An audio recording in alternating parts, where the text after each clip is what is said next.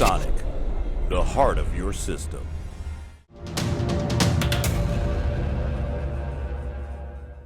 Alright guys, Dominic here for Kit Guru, and the cards are finally here. It's the new RTX series from Nvidia. I've got the 2080 and the 2080 Ti. So today we're just going to be doing unboxings of both cards. I've actually not even opened them myself, so I thought I'd save it for you guys and do it on camera.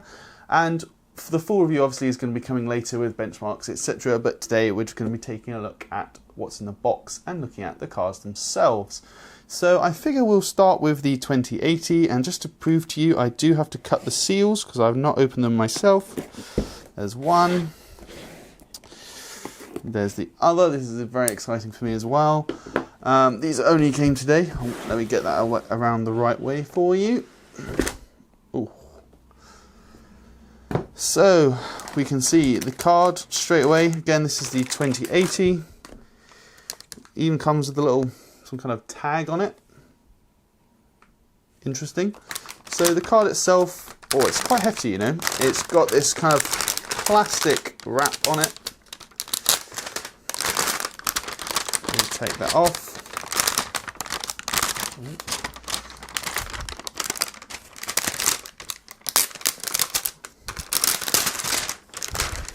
Okay, there we go. We'll leave that on there for now.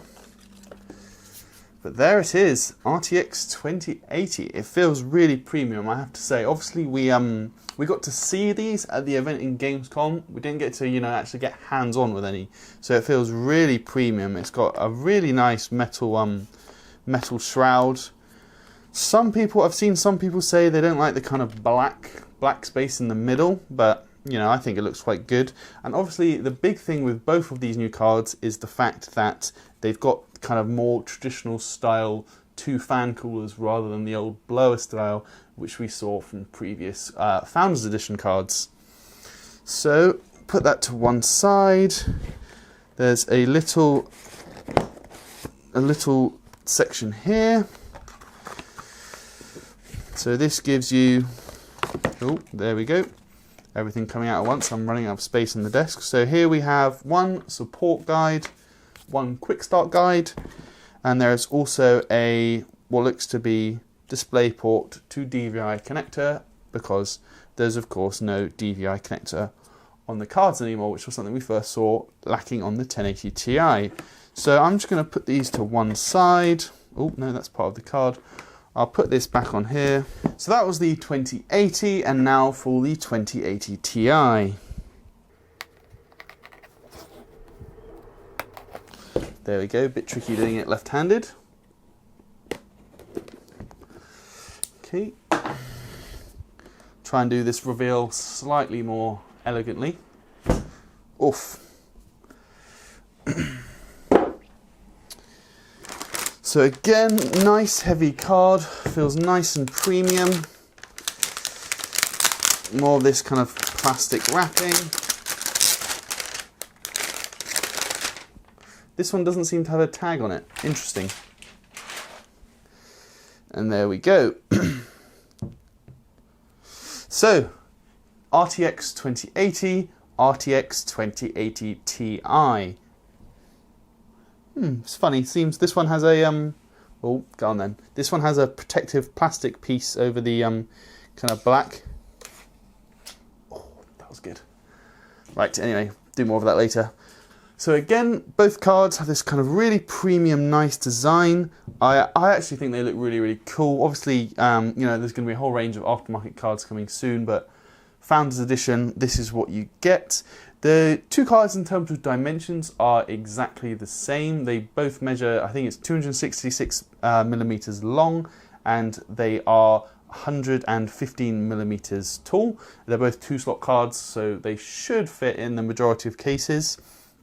In terms of differences, you can see the 2080 has a 1 6-pin and 1 8-pin power connector, and that has a rated power consumption of 225 watts, whereas the RTX 2080 Ti has 2 8-pin connectors, and that power consumption is rated at 260 watts. Another new thing with the RTX series is, of course, they've ditched the traditional SLI finger in favour of NVLink. It's got a really nice, actually, a really nice little protective cover for that connector. Whoops, dropping that. And you can see there, that's the NVLink connector. And hopefully we'll be able to do some testing with this, see how it compares to SLI scaling of previous generations. And the other thing I really like is the silver backplate. Some people might not like this. Obviously, for the Pascal cards, we saw black backplates, a bit of a tongue twister that. But you've got the nice embossed RTX logo. I think it looks really good. The last thing to touch on is also display outputs. It's the same for both cards, so you get 3 display ports, one HDMI, and the other interesting inclusion is the Type-C. We're going to talk a little bit more about that in the full review. And now I guess the only other thing to do is we're going to have to test them and see how they perform. So I'm Dominic Guru. This has just been our unboxing of the new RTX cards. We're obviously going to have full benchmarks in the full review coming very, very soon. But until then, give us a like and subscribe. Leave a comment down below if you want. And we'd also love you to hit the bell icon so you can be notified about all of our future videos. But until then, I will see you in the next video.